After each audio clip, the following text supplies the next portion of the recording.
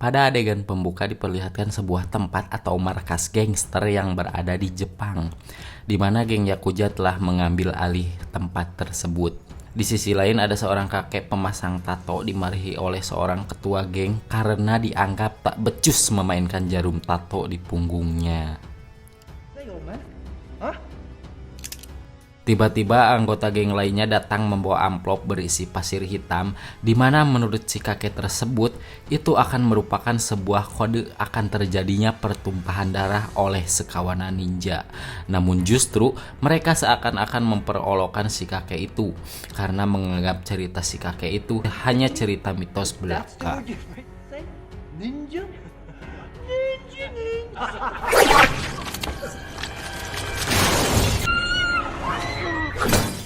Dan selang beberapa detik, ninja itu benar-benar berlaku di sana. Satu persatu tubuh anggota geng memisah berantakan. Bersama tebasan-tebasan pedang ninja yang konon katanya melebihi tajamnya lidah tetangga. Pasukan ninja tersebut disebut dengan klan Ozunu, dan satu hal yang diutus sang kakek bahwa mereka bukanlah manusia melainkan setan-setan dari neraka.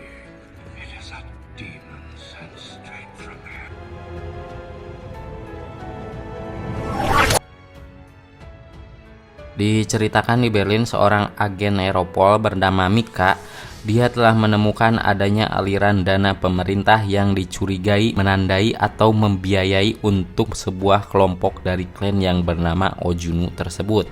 Mika mencoba menjelaskan penemuannya kepada atasannya yang bernama Ryan Maslow, bahwa Mika mendapat data-data atas kebenaran aksi-aksi pembunuhan dari klan tersebut, termasuk jumlah uang senilai 100 kg emas di pasaran yang didapatkannya dari kelompok baru-baru ini, dan tepatnya sebagai bayaran berkat pembantaian Yakuza di Osaka. Maslow merasa agak sedikit apatis terhadap kebenaran tersebut, namun di sisi lain Mika menjelaskan dan melihatkan data-data valid dan benar nyata. Scene beralih ke sebuah kios laundry masih di Berlin, di mana Raizo atau seorang ninja yang memisahkan diri dari klan Ozunu mencium adanya ninja yang lain yang sedang ditugaskan untuk menangkapnya. Beruntung, Raizo bisa menaklukkan ninja wanita tersebut dengan membubuikan wanita tersebut ke dalam mesin laundry sampai si wanita tewas tercuci.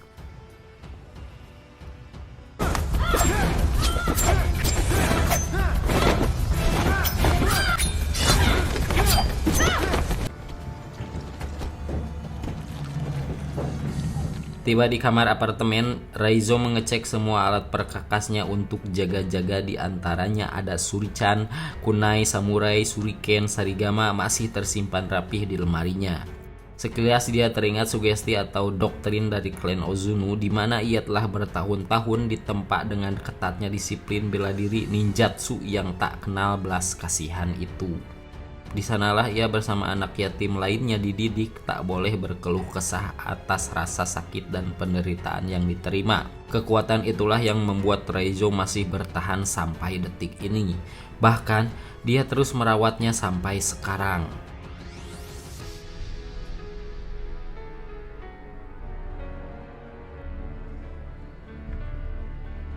Di sisi lain, guru besar Ozunu menganggap Raizo kecil sebagai anak kecil yang sedikit potensial, di mana kelak akan menggantikan posisinya, sehingga dia bisa mendapatkan perlakuan ekstra keras daripada anak-anak yang lainnya.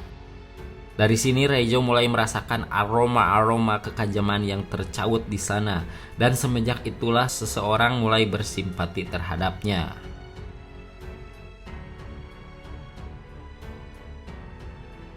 Ini adalah Kiriko yang tulus hati merawat luka-luka yang diderita Raizo. Momen itulah masih hangat dalam bayangan Raizo. Scene beralih ke New York, di mana Mika masih menelisik terkait pembunuhan yang dilakukan oleh klan Ozunu. Salah satunya adalah pemimpin agen khusus asal Rusia yang sedang bertugas di sana. Dari istri korban, Mika mendapatkan banyak data terkait hal itu, termasuk rekaman seseorang pria yang sempat melindunginya sebelum korban terbunuh. Namun usahanya pun gagal. Timbullah pertanyaan dalam benak Mika, siapakah pria tersebut? Yang tak lain adalah Raizo.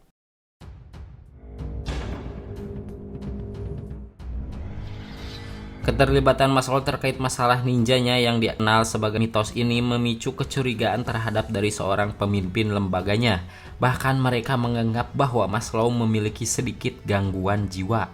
Tetapi bagi mereka berdua, kasus ini benar-benar nyata adanya dan harus ditangani dengan serius, meskipun risiko bahaya senantiasa mengintai mereka. Sekilas sejarah tentang klan Ozunu atau sebuah perguruan yang tersembunyi di atas bukit bersalju di timur Asia. Mereka telah ada sejak abad 14, ditemukan oleh seorang muslim yang bernama Ibnu Battuta. Beliau sempat mengambil alih fungsinya dan dijadikan sebagai seni bela diri semata. Di balik itu, ternyata guru besar Ozunu berambisi menjadi klan Ozunu ini untuk tujuan yang lebih ekstrim. Bahkan, pada abad-abad modern ini, eksistensi mereka dikenal sebagai klan pembunuh tingkat tinggi.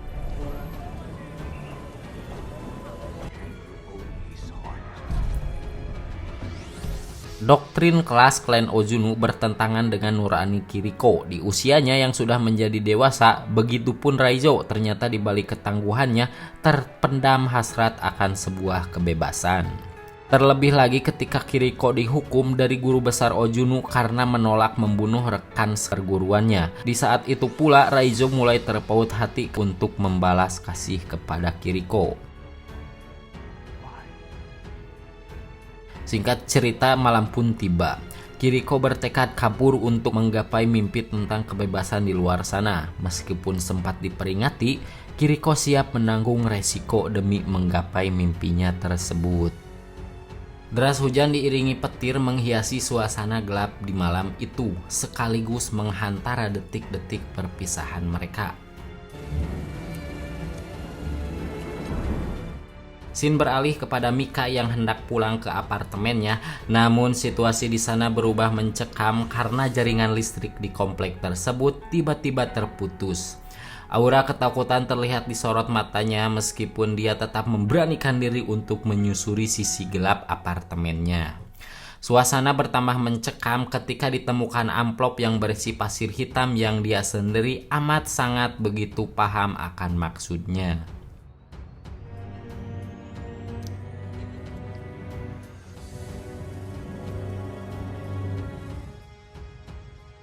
Tiba-tiba dari balik kegelapan terdengar suara pedang menyambar pada Mika. Namun beruntung sosok ninja berusaha menyelamatkan bahkan memberi perlawanan ke ninja yang menyerang tersebut. Dan ternyata dia adalah seorang Raizo, sosok yang sedang Mika cari. Tak lama setelah didatangi pasukan ninja lainnya di bawah komando Takeshi, dan rupanya mereka mampu mencium aroma setiap langkah kepergian Raizo, sebab mereka sangat-sangat terlatih untuk itu. Itulah sebabnya Kiriko dengan sangat mudah dapat mereka tangkap kembali untuk kemudian mempertanggungjawabkannya. Di hadapan mata kepala Raizo sendiri, Takeshi menancapkan ujung pedang tepat di atas dada Kiriko.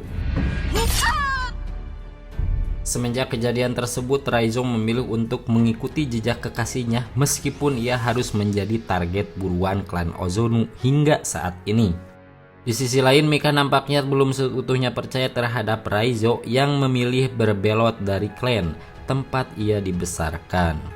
Namun selama Raizo jadi bagian klan tersebut, rupanya selama itu pula peperangan dalam jiwanya bergejolak ketika harus melawan nuraninya, di mana ia didoktrin guru besar Ozunu untuk menjadi mesin pembunuh atau menjadi seorang pencuri sadis. Bahkan syarat menjadi ninja sejati, dia harus mengeksekusi rekan klannya yang mencoba kabur. Spontan hal itu mengingatkannya kepada sesosok mendiang Kiriko yang tewas di tangan Takeshi. Alhasil Raizo makin tersulut kebenciannya sehingga ia dengan nekat menyerang balik guru besar Ozunu. Maka pecahlah serangan brutal dari kawanan ninja lainnya yang kemudian menghempaskan Raizo ke sungai.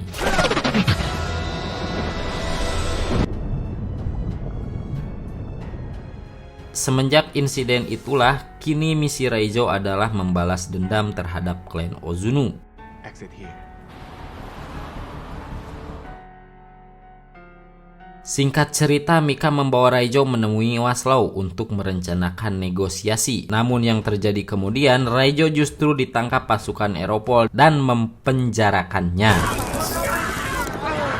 Mika sangat menyayangi operasi tersebut karena tanpa mereka sadari itu akan merugikan dan terjadinya malapetaka datangnya kaum para ninja. Namun di sisi lain, Maslow masih berada di pihak Mika dan memberinya alat pelacak untuk mendeteksi keberadaannya di situasi darurat.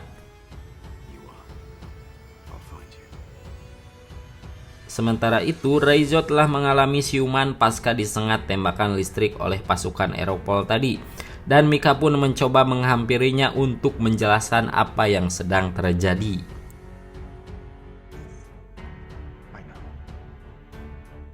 Namun Raizo mengatakan sudah terlambat bahwa sebentar lagi kawanan ninja akan tiba di sana. Faktanya, tak berselang lama situasi di sana menjadi sangat mencekam ketika personil Europol berguguran oleh bayangan hitam yang tak diketahui jumlahnya.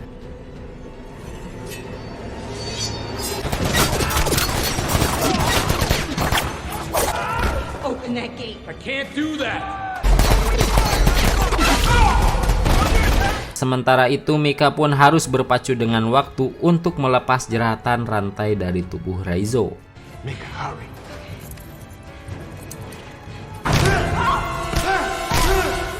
Bersama itu pula serangan bayangan hitam datang secara tiba-tiba. Beruntung Raizo berhasil melumpuhkannya dan segera membawa Mika untuk membawanya keluar, kemudian mengambil mobilnya.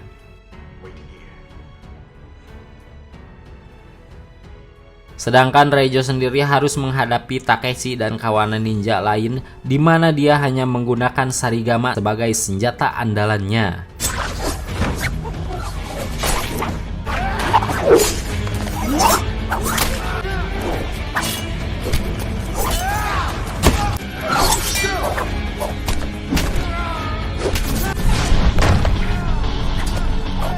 Dan sejauh itu dia dapat mengimbangi mereka.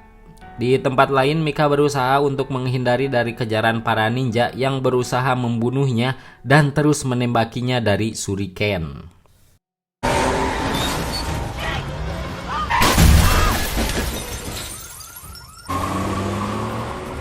Sementara dengan sisa kekuatan yang ada, Raizo kelihatannya masih terus membasmi satu persatu dari pasukan Takeshi. Dan kemudian mengajak lari mereka melompati gedung tinggi dengan gaya khas ninja. Tak cukup sampai situ, Raizo dengan luka serius di perutnya terus berlari dan berlari sampai keramaian jalan hingga pertarungan pun tak terelakkan kembali.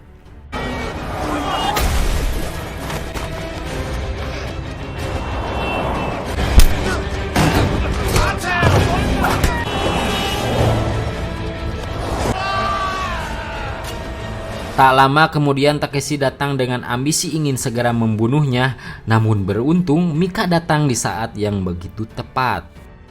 Bye, little brother.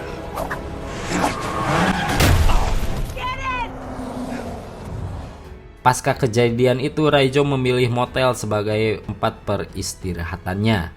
Dan di sana Mika berusaha mengobati luka-luka sambil sesekali melakukan treatment agar posisinya tak terdeteksi.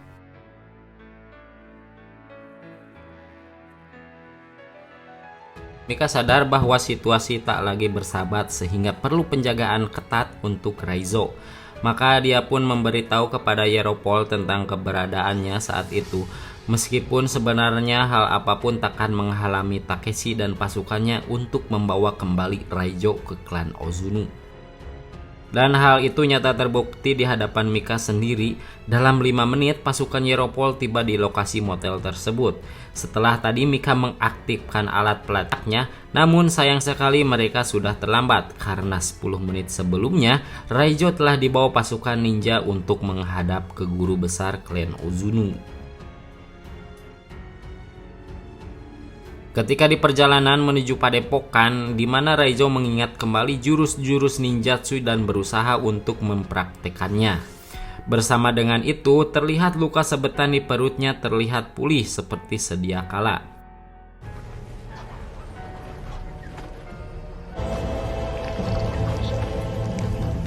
Alhasil ketika tiba di sana, kondisi Raizo pun sedikit bugar dibanding sebelumnya, meskipun dia tak menampakkan kebugarannya di hadapan guru besar Ozunu yang sedang marah.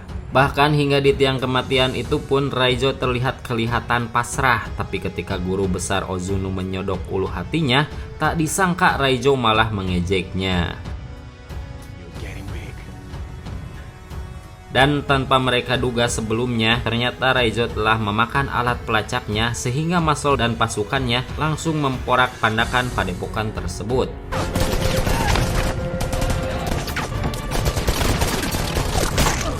Dengan sigap Mika langsung melepaskan tali yang terkait ke tubuh Raizo dengan melepaskannya, dan Raizo langsung pergi ke kobaran api akibat ledakan. Sementara bagi Raizo sendiri, inilah saatnya untuk melepaskan segala kebencian terhadap Takeshi. Dan di ruangan inilah duel El Clasico kembali terulang lagi. 5 orang ninja berusaha untuk melumpuhkan Raizo. Namun faktanya skill di atas rata-rata membuktikan bahwa teknik ninjutsu yang dimiliki Raizo selama ini masih tetap jauh mengungguli mereka. Di saat giliran Takeshi untuk masuk gelanggang dan tensi pertarungan pun semakin membara, dan ini membuktikan bahwa rivalitas di antara kedua kesatria petarung ninja yang berbeda ideologi ini masih belum berakhir. Dan pada saatnya tiba, Takeshi menyadari bahwa Raizo memang unggul di atasnya. Situasi di depan halaman padepokan masih bising dengan suara tembakan. Tentunya korban yang paling banyak adalah dari klan Ozunu sendiri. Sementara Raizo tengah memasuki kamar keramat yang di dalamnya terdapat keberadaan guru besar klan Ozunu yang sedang bersembunyi. Pundak selalu di bawah kepala, itulah saat gambaran pepatah untuk situasi saat ini.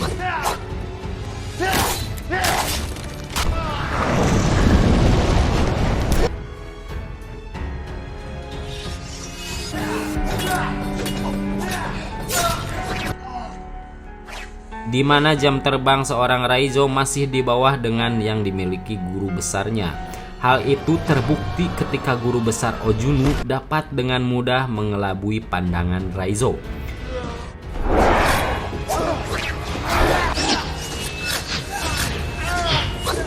Meskipun setelah itu Raizo mampu mengembalikan kembali emosinya hingga pertempuran pun terbilang sepadan. Di saat kritis, Mika dengan polosnya mendatangi Raizo, namun jiwanya yang polos dengan mudahnya dapat guru besar Ozunu singkirkan. Tak diduga momen saat itulah menimbulkan jiwanya Raizo, hingga sampai akhir Raizo dapat mengalahkan guru asuhnya sendiri.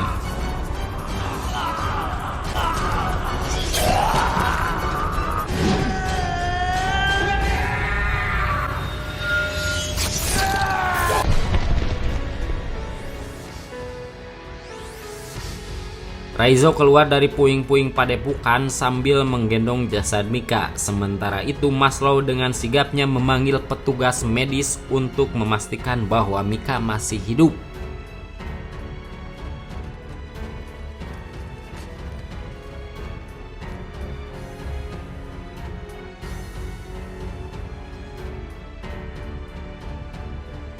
Diceritakan sesaat Raizo mengenang masa-masanya bersama Kiriko dan merasakan arti kebebasan.